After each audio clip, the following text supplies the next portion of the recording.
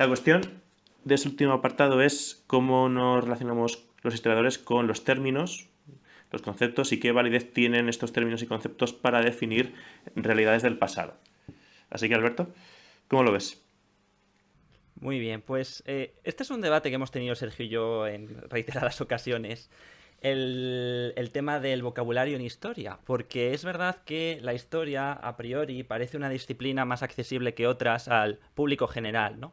Porque, bueno, pues un lector cultivado puede acceder a nuestro estilo, que muchas veces es narrativo, y entonces eso puede dar lugar a que se banalice de alguna manera el rigor conceptual que utilizamos en historia, ¿no? Porque lo cierto es que nosotros los historiadores sí utilizamos conceptos propios y sí tenemos un utillaje conceptual. El problema es efectivamente que a veces, y por eso nos metemos en problemas de historia vulgar o historia a veces que no está, que no se adapta a los consensos académicos que establecemos, al ser un conocimiento más accesible, también nos sitúa en ese terreno a veces gris, ¿no? En el cual se producen graves fenómenos de intrusismo laboral, como sabéis. Pero lo cierto es que sí que tenemos un utillaje conceptual y creo que debe de ser, además, el rigor conceptual. Creo que debe de ser un compromiso importante, ¿no? En nuestra metodología. De hecho, hace poco bueno, estaba enfrentándome a un libro que ha sido bastante polémica su publicación en el gremio de los historiadores y que a mí me afectaba particularmente por mi tema de investigación, como es el de fracasología. Y de alguna manera, evidentemente yo aquí no voy a hacer una reseña y una crítica de ese libro, pero me di cuenta que uno de los grandes problemas de ese libro precisamente era la manipulación conceptual que utiliza, ¿no? El escaso rigor a la hora de definir realidades tan amplias y tan complejas como las élites o los afrancesados, conceptos que ella da por consabidos, pero que, por ejemplo, en ningún momento explica y explicita, y de los cuales no carecemos, ¿no? De esa visión. Leyendo ese libro se carecería de una visión de la complejidad de esos procesos históricos. Por eso, la utilización terminológica y el manejo conceptual son muy importantes, ¿no? Por nuestra parte. Luego, la segunda pregunta que me comentabas, la aproximación a las realidades del pasado. Bueno, aquí es verdad que tenemos que ser cautos, ¿no? Por un lado tenemos conceptos que rescatamos de un universo mental lejano, lo que se denominaría de una forma más general, si queréis, esta noción de una perspectiva sincrónica, es decir, cuando intentamos reconstruir las categorías de un tiempo determinado. Y luego tenemos también otra perspectiva que aportamos nosotros cuando nos manejamos con una serie de convenciones, ¿no? Y conceptos que son útiles de manejar para el historiador, pero que evidentemente pues no emanan muchas veces del propio conflicto o del propio, perdón, del propio proceso que están definiendo. Y un ejemplo muy claro es el de antiguo régimen, ¿verdad? El antiguo régimen es un concepto que luego se genera a posteriori y que evidentemente es útil y ha sido muy operativo para explicar esas realidades, pero evidentemente siempre tomándolo con la precaución, ¿no? Entendiendo en qué contexto surge ese concepto y a qué nos ayuda, ¿no? Cómo nos ayuda a acceder a determinadas parcelas del pasado y bajo qué moldes. Entonces, bueno, me parece importante distinguir esto también, ¿no? Los conceptos que se generan, que manejamos y que intentamos reconstruir de una manera específica, de un contexto histórico determinado, y luego los conceptos que también manejamos nosotros, en tanto que disciplina, que son las convenciones con las que nos movemos dentro del consenso historiográfico. Sobre esto que comentas, claro, las limitaciones de cuando empieza la Edad Media, moderna contemporánea, claro, entiendo que un estudiante lo puede ver como dogma de fe, ¿no? De que 1769 es el año en que termina la moderna y empieza la contemporánea, pero claro, luego te encuentras con el concepto, por ejemplo, de revoluciones atlánticas, que es muy interesante y ahí te das cuenta, ¿no? Entonces, yo te quería preguntar, por incidir, Alberto, en esto, ¿cómo ves eso de las fronteras temporales tan así? Sí, bueno, claro, esto está sometido a crítica dentro del gremio de la historiografía, lo sabemos, que las fronteras nunca son compartimentos estancos, evidentemente, y es una convención que a nosotros nos ayuda a segmentar la historia y a estudiarla, ¿no? Y a trabajarla. Entonces, bueno, es una convención necesaria, sobre todo cuando se está impartiendo historia a nivel docente, pues también son muy útiles, ¿no? Pero es verdad que corremos el riesgo de caer en esa segmentación del conocimiento y de olvidarnos que la historia es una constante relación dialéctica entre cambio y permanencia, ¿no? Entonces hay una solución de continuidad y los procesos de transición son muy largos. Por ejemplo, en 1789, como seguramente Sergio se reirá cuando diga esto, no comienza el mundo de repente, evidentemente. Ni hay un cambio de paradigma absoluto, ¿no? Hay muchas permanencias de lo que son las estructuras y los procesos históricos del antiguo régimen. Pero bueno, estamos en esas zonas grises que muchas veces se disputan, ¿no? Los campos de especialidad. O, por ejemplo, los reyes católicos, también clásicos, si son medievales o son modernos, ¿no? Pues bueno, porque al final pues siempre hay zonas grises, ¿no? Hay zonas de transición. Creo que debemos de entender eso, que en toda dinámica histórica, aunque estemos en un proceso de transición, hay dinámicas de permanencia y dinámicas de cambio, ¿no? Y que esa dialéctica es importante recordarla, ¿no? Sergio. Sí, sí, en efecto así es. Y, hombre, yo lo que sí que diría es que creo que a nivel conceptual y terminológico, quizás el mayor problema al que ahora mismo se enfrente la historia no esté en dónde empiezan y acaban las épocas. Yo creo que hoy día, realmente, si uno hace un ejercicio de comparación entre lo que sale en los manuales, que es donde estaría el problema realmente, y lo que se hace en las universidades, ve la distancia. ¿Qué quiero decir con esto? Pues sí, realmente, claro, lo que tenemos es un problema mucho más concreto, que es casi administrativo, que tiene que ver con los manuales, con los planes de estudios, con los manuales que se hacen para esos planes de estudios. Pero luego tú te miras y ves cómo están organizados los departamentos, los grupos de investigación, los proyectos que financia el ministerio, te das cuenta de que esas barreras hace años que desaparecieron. Y no solamente es que nos movamos a una escala de grises desde el punto de vista de una cosa que resulta obvia para cualquier historiador, y es que el cambio es una cosa continuada, sino que esto es así, ¿no? Pero bueno, surgen nuevas categorías y demás. Yo, en cuanto a la cuestión de los términos, considero que esto es lo más importante. A mí me parece que de las realidades teóricas a las que nos enfrentamos los historiadores, esta es la más importante, y quizás sea a la que posiblemente prestemos menos atención, porque al final los conceptos y sus términos asociados es la vía, es la herramienta a través de la cual nosotros creamos y presentamos el discurso histórico. Y en este sentido hay que tener en cuenta que los términos están cargados de connotaciones conceptuales de las que generalmente no solemos ser conscientes, y además en esto pues yo creo que debemos ser exquisitamente precavidos, ¿no? Entonces hay un ejemplo que a mí me gusta mucho ponerlo, aunque bueno, supongo que va a ser casi una interpelación a Lucía, pero en la historia antigua ocurrió una cosa bastante importante, que fue un predicamento muy amplio del marxismo y del materialismo histórico, ¿no? Unido al estructuralismo. Que también ocurre esto en prehistoria, ¿no? Realmente porque lo que se hace con esto, las cosas como son, es llenar el vacío de fuentes, ¿no? Bueno, se sale, es una etapa más del pensamiento sobre estas etapas de la historia, pero claro, aquí ocurre una cosa bastante complicada, y es que empezamos a ver cómo se habla de las clases en el antiguo Egipto, ¿no? Claro, esto no parece que sea una cosa epistemológicamente válida, ¿no? El concepto de clase, acuñado por Karl Marx, es su gran aportación realmente a la sociología y por ende a la historia, es el concepto de clase, pero es una conceptualización y una terminología adecuada para las sociedades capitalistas. Con lo cual, hablar de clase en el antiguo Egipto, ya digo que a priori no parece lo más conveniente. Casos como este tenemos muchísimos. Otro muy curioso, ¿no? La facilidad con la que se habla de heteropatriarcado en todas las épocas. O la misma idea de género, por no hablar de la categoría de la mujer. Estos son derroteros que nos iban a llevar a gastar aquí demasiado tiempo, ¿no? Pero yo creo que es muy importante el que seamos conscientes de que además existe otro camino. Especialmente destacable es esto para los modernistas, que es el de la reconstrucción conceptual de la época. Esto se puede hacer. Se lleva haciendo desde finales de los 90, no es un imposible, hay que trabajar mucho, pero se puede recurrir a una tipología de fuentes que nos permite hablar desde categorías más propias de la época, y desde luego hay que hacer el esfuerzo intelectual de deshacernos de ciertos términos que son ya no de una rabiosa contemporaneidad, sino fruto de la Ilustración, sino que son del más puro presentismo, ¿no? Bueno, Lucía. Bueno, a mí la verdad es que este tema me parece muy interesante, porque yo además he trabajado sobre estas cuestiones de la aplicación de los conceptos en el pasado, ¿no? Y de hecho estoy de acuerdo con lo que dice Sergio, ¿no? De que es casi un poco los conceptos que utilizamos y las categorías que utilizamos para hablar del pasado es casi la piedra angular, porque no podemos obviar el bagaje que muchos de estos términos tienen. Muchos de estos términos están en funcionamiento desde hace siglos y a lo largo de la historia han ido resignificándose y cambiando de matices y han ido construyendo su propia historia. Y claro, el problema al utilizar estos términos aplicados al pasado es que los queremos aplicar a un momento donde no tenían ese bagaje. Quizás eran términos que ni existían.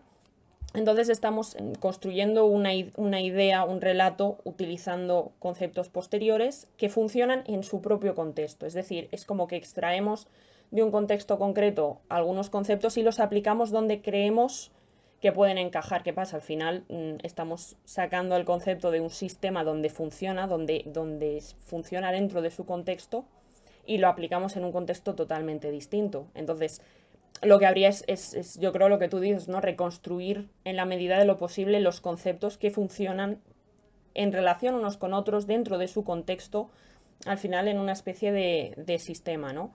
Esto tú también lo has dicho, Sergio, en la historia antigua se ve mucho porque, bueno, al final son realidades muy lejanas a la nuestra, con una mentalidad totalmente distinta, entonces a veces se ha tendido a quizás a utilizar conceptos del presente que puedan explicar situaciones del pasado porque al final necesitamos expresarlo de alguna manera y al final el vocabulario es el que tenemos y tenemos que intentar en la medida de lo posible transmitir de forma coherente lo que queremos decir.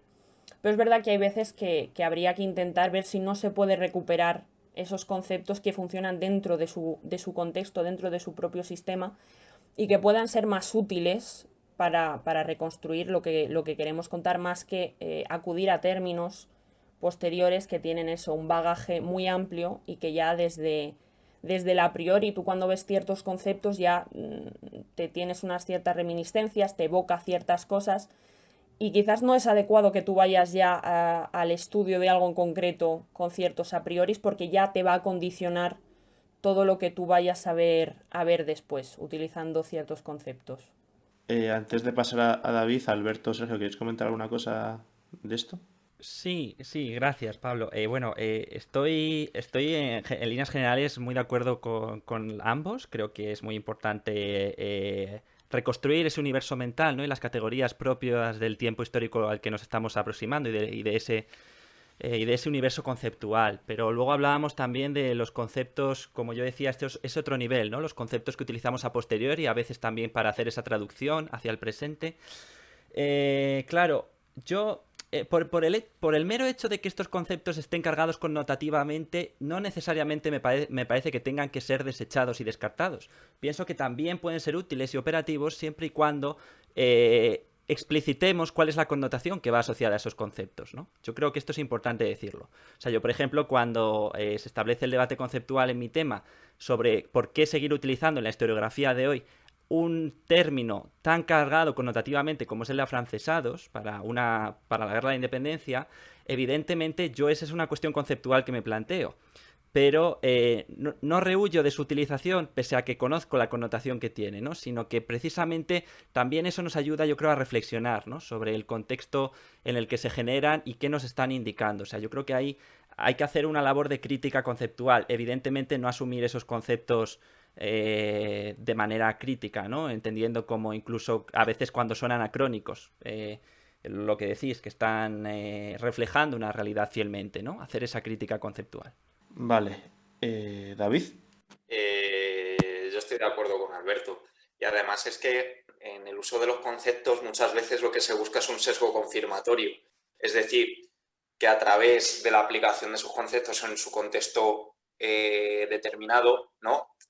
Por ejemplo, seguramente en Fracasología o el otro libro que tiene Roca Barea, no estoy seguro, pero seguramente hable del término España, pero ¿era España o Hispania lo que nosotros entendemos hoy por el Estado Nacional Español que se construye en el siglo XIX? Pues evidentemente no.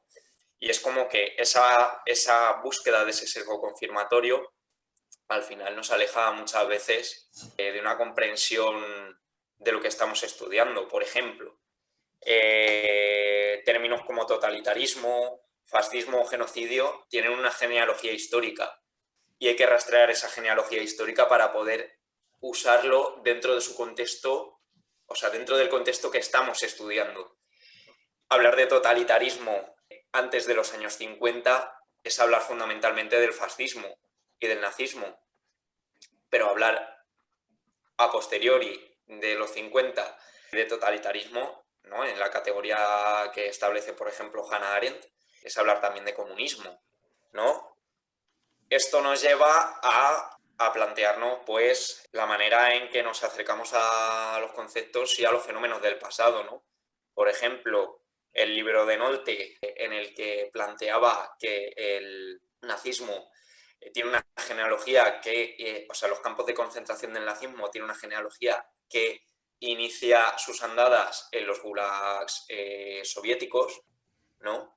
Es un posicionamiento fundamentalmente político, ¿no?, por el hecho de que Nolte era un anticomunista acérrimo, pero también por un uso incorrecto de términos como el totalitarismo dentro de un contexto como era el de la Rusia postrevolucionaria, en el que no era aplicable, ¿no? Entonces, cuidado con eso.